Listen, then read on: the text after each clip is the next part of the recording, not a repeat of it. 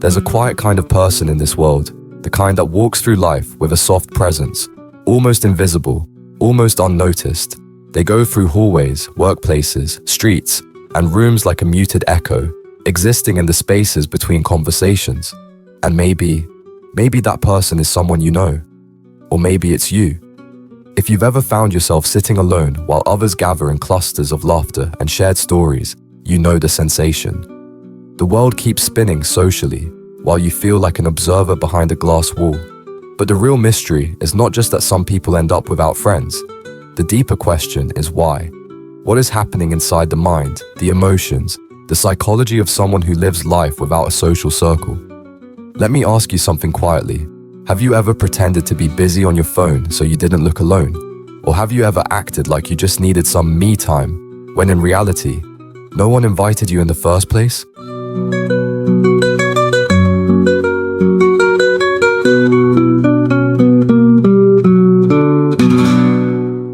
Don't worry, that feeling isn't weakness, it isn't failure, it's an unspoken experience more common than people admit. Studies in behavioral psychology show that loneliness can shape the brain in ways we still don't fully understand. Some researchers suggest that extended periods of social isolation can heighten self-consciousness, increase sensitivity to social judgment, even alter perceptions of belonging and worth. But here's what most people don't realize. People without friends are not one single category. They aren't all introverts. They aren't all shy. They aren't all socially awkward or damaged or unlikable. Many are thoughtful. Many are kind. Many are deeply attuned to life in quiet ways others can't see. Some people are alone because of circumstances. Maybe they moved a lot growing up. Maybe family dynamics left them without relational foundations. Some are alone because of personality. They struggle with small talk, but they crave deep connection.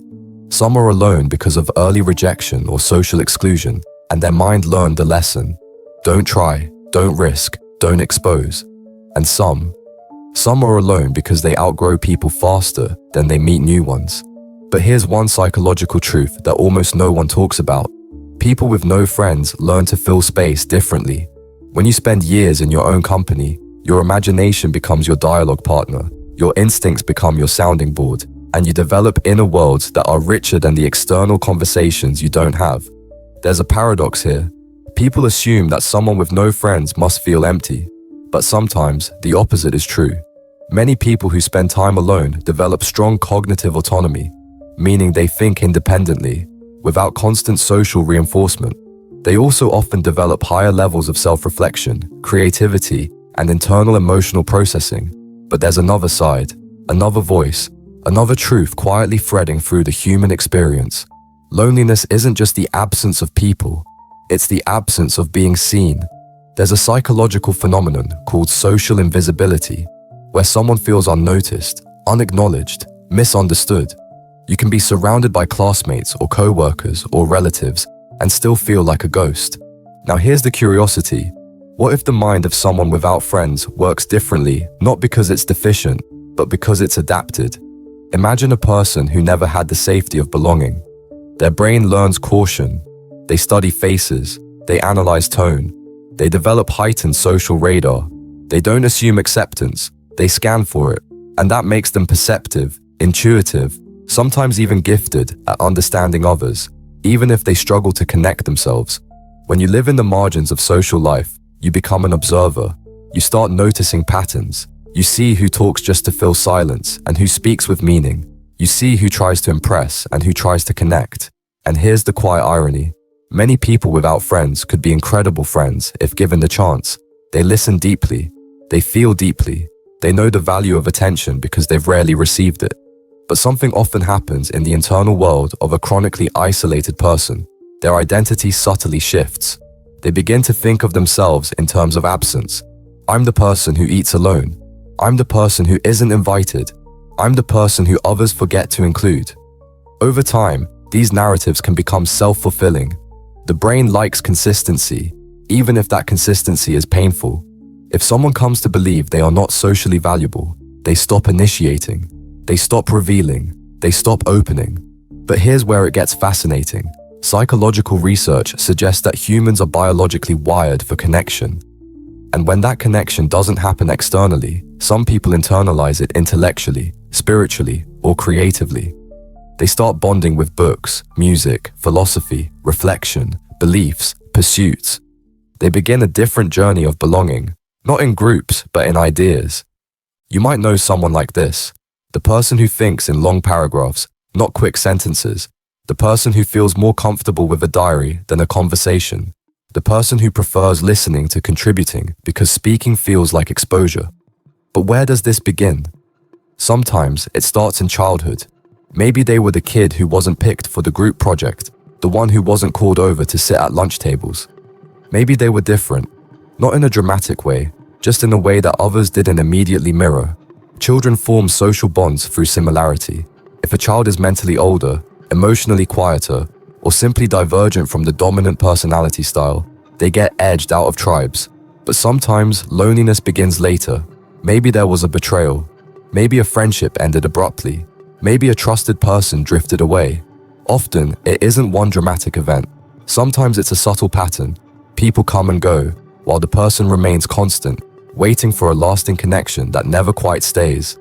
But the world gives them labels: awkward, antisocial, reserved, closed off. And those labels become an armor, or a cage. But here's the truth behind the quiet eyes of someone with no close friends. They usually feel emotions intensely, not weakly. They often care deeply, not superficially. And when they do bond, they bond with sincerity. They don't collect friends like souvenirs. They don't maintain relationships for convenience. They seek something real. Now let's go inside the mind of someone living life largely alone. Imagine waking up and realizing there is no conversation waiting for you. No one checking in. No one asking how your morning is going. Imagine going through your entire day without speaking to someone simply because there's no one there to speak to. In that silence, two possibilities emerge. One is self-doubt. Maybe I'm not worth knowing. The other is self-reliance. I'll find meaning in solitude. Which side someone leans toward depends on personality, history, temperament, self-concept, and it also depends on hope, the belief that connection might eventually happen. But there is one more element. Many people who have no friends are not friendless because they cannot connect. They are friendless because they filter deeply. They don't open the gate easily. They are selective, not from arrogance but from vulnerability. They don't want superficial company. They want someone who sees them, truly sees them. And until that happens, loneliness might feel safer than disappointment. Let me offer you a thought. Perhaps people with no friends are not broken.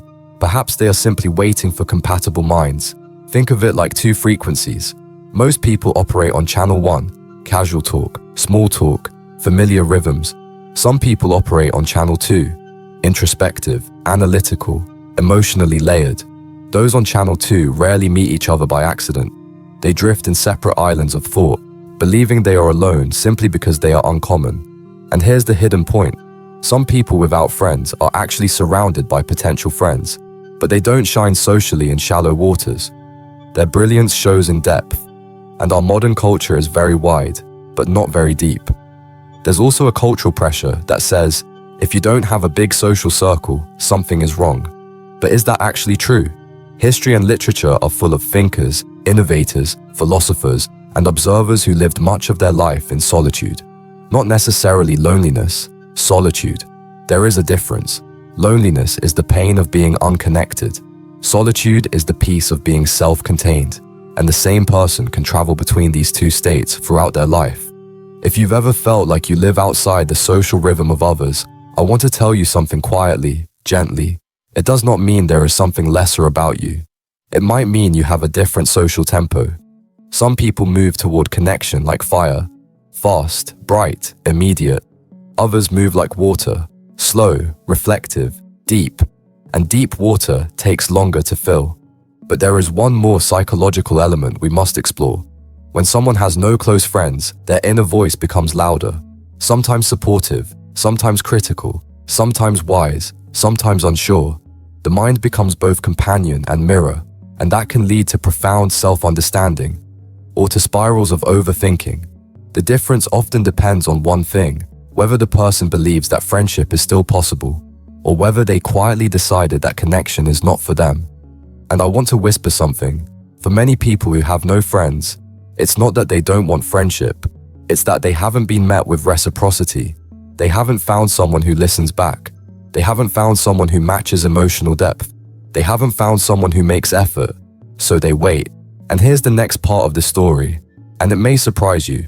Some people who have no friends are actually deeply empathetic.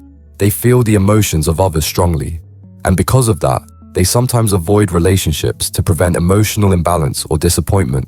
They protect themselves by limiting attachments. The brain learns patterns of emotional conservation.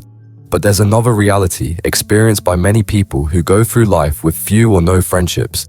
They become independent decision makers. When you don't have peers constantly influencing your preferences, you learn to create your own standards. You decide what you like based on inner resonance, not external approval. And that creates a certain authenticity, a quiet genuineness that others sometimes sense but rarely understand. Many people without friends live without social camouflage. They don't perform. They don't adapt themselves to group identity. They don't dilute their personality to fit. But because of that, they sometimes feel like puzzle pieces from a different box. There's also something else, something tender. When someone spends a lot of life alone, they often build a relationship with time in a different way. They sit with quiet moments without discomfort. They walk without needing conversation. They can enjoy the world as a viewer instead of a participant. And some people misunderstand that as isolation. But sometimes it's sensitivity to noise, to superficial chatter, to emotional cross-currents. Some minds need space to breathe. Some hearts need silence to recover. Let's explore another psychological dimension. When a person spends long periods without meaningful companionship, they develop an internal archive of imagined dialogues, conversations they wish they had, confessions they hope someday to speak aloud, unshared feelings waiting for the right listener. Some of these become inner monologues. Some become creative output, writing, art, music, philosophy, memory.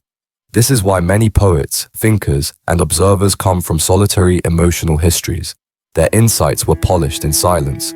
But if we look deeper, far deeper, we come to an emotional phenomenon that lies beneath the surface. Those who have no close friends often become people who love selectively. Their love, whether platonic or romantic, is not casual, not frequent, not scattered. It is intense. When they care with focus. When they trust fully. And that makes connection high stakes. Because if someone with no friends gives someone access to their inner world, that person holds something precious. There's also an unspoken truth. Many friendless people are not socially incapable. They are socially exhausted. They have experienced interactions that demanded energy without providing fulfillment. They've been in conversations where they felt like they were talking through fog, present but not connected. So they retreat, not from humanity, but from incompatible wavelengths. Another layer, some people have no close friends because they don't follow social scripts. They don't immediately laugh at jokes they don't find genuinely amusing. They don't make small talk effortlessly. They don't adopt group norms for the sake of convenience. And society often rewards conformity more than authenticity. So those who don't play the social game remain on the outside of it. But here's the part that is rarely acknowledged. People who go through life with little social companionship often develop a heightened ability for introspective growth. They evolve internally, sometimes faster than people constantly surrounded by others. Because when you are alone, you face yourself. You face your thoughts without distraction. And that can lead to profound understanding, or discomfort, or transformation. Let's consider this. Someone with no friends may experience moments of longing, moments of wishing for someone to call, someone to ask how they're doing, someone to share a meal or a story or a simple afternoon with. But they also might have moments of peace, quiet evenings where they feel a deep sense of self-connection. Because solitude can be both a wound and a sanctuary. I want you to imagine a moment, someone walking through a crowd, groups are laughing, people are talking, old friends are catching up, and one person in the middle walks alone. On the outside, it looks like isolation, but on the inside, that person may be silently narrating their experience, noticing details, the expressions, the tones, the body language. They are not empty. They are observant, not emotionless, but holding emotion inward. Now let's turn to another perspective, resilience. People who have gone through life without strong social bonds sometimes develop emotional resilience through necessity. They become their own anchor. They learn self-soothing, self-encouragement, self-guidance. They don't need constant validation because they rarely had it. And that kind of resilience is quiet but strong. However, there is a hardship. Prolonged social isolation can lower social confidence. The longer someone goes without interactions, the harder it becomes to initiate them. The mind begins to whisper, "You don't belong," even when belonging might be possible. The person becomes cautious, hesitant, uncertain of how to enter the social space. This is not weakness, it is conditioning. The brain generalizes past patterns. If someone has tried to connect before and repeatedly felt overlooked, rejected, or misunderstood, they might learn to assume that attempting connection again will yield the same result. But here's the twist. Often others misinterpret the quiet person. They think the person doesn't care about friendship, that they prefer to be alone, that they are detached or indifferent. In reality, the person may be full of emotion, just protected by layers of experience. Let's look at another angle, the concept of emotional bandwidth. Some individuals have deep emotional sensitivity. They feel others' feelings strongly. They read between lines instinctively. They pick up on tensions, vulnerabilities, subtle signals. And because of that, too many social interactions in a short time frame can feel overwhelming. So they conserve their emotional energy by keeping a smaller circle, or none at all. Another psychological note, introversion is not the same as isolation. Many people have no close friends not because they dislike others, but because they seek particular qualities in connection: sincerity, depth, mutual understanding. And if those qualities are absent, they prefer solitude over shallow interaction. Let me pose a thought to you. Some people with no friends actually do have potential connections waiting around them, but they struggle to bridge the gap. They might be invited casually, "We should hang out sometime," but vague invitations don't translate into real friendship. They might be liked by acquaintances, but not known by them. They might be seen, but not understood. And then there is the influence of digital communication. In modern life, people connect through screens more than through physical presence. Online interactions can feel artificial or fleeting. Many people with no real-life friends have digital communities, but they lack physical companionship. Now, let's address a quiet social truth. Friendship in adulthood is more difficult than people admit. In childhood, proximity creates friendship. Same school, same class, same age. In adulthood, building friendships requires initiative, vulnerability, scheduling, prioritization. And those who struggle with social risk often find themselves isolated by default. There's one more thing I want to explore. The way friendless individuals often develop unique inner identities. When you don't constantly mirror others, you become more yourself. Your thoughts don't get diluted by peer pressure. Your preferences don't bend to consensus. You become a quiet original, even if no one sees it. Now let's go deeper, into meaning. People who have no friends often learn to find connection in unexpected places, with nature, with animals, with creative pursuits, with patterns in human behavior. They sometimes feel connected to humanity as a concept more than to individuals as specifics. But let me shift toward hope now, because hope is vital in any human story. Friendlessness is not permanent. Many people who spent years, even decades, feeling socially unrooted eventually find one or two meaningful connections that shift everything. And here is something beautiful. Someone who has been alone does not take connection for granted. They cherish it, they protect it, they honor it with sincerity and gratitude. There's also a hard truth. Sometimes people who have no friends need to relearn social risk. They need to practice opening up. They need to rediscover the courage to be seen. And they need someone who meets them halfway. But here's the final insight, and it's something I want you to hold gently in your mind. Having no friends does not define your worth. It does not mean you are lesser. It does not mean you are unlovable. It often means that your social rhythm simply doesn't match the pace of the people around you. It might mean you speak the language of depth in a world that mostly speaks surface. It might mean you are waiting for a kind of connection that is rare. And because it is rare, it takes longer to arrive. Think of it like a tree that grows slower than the rest, taking years before its roots deepen and its branches expand. It might look small at first, overshadowed by faster growing trees, But over time, that slow-growing tree becomes the strongest, the most grounded, the most enduring. So if you've ever looked at your life and wondered why you walk alone more often than with others, remember this: some paths are walked in solitude, not because you were rejected from the crowd, but because your destination is different from theirs. Some souls travel quietly, some hearts grow in silence, some stories are written without witnesses, until the right person comes along who reads them. And maybe one day, when someone finally sits beside you, really sees you, really listens, really understands, you won't need a large group. You won't need a crowd. One real connection can be more meaningful than 100 shallow ones. Until then, your inner life remains your companion. Your perception remains your guide. Your solitude remains your teacher. And your story, even if unwitnessed, is still unfolding with worth and dignity. Because even those who walk through life unseen still experience life fully. And even those who feel unnoticed hold entire worlds within them. And maybe, just maybe, the quiet soul is not empty, but deep.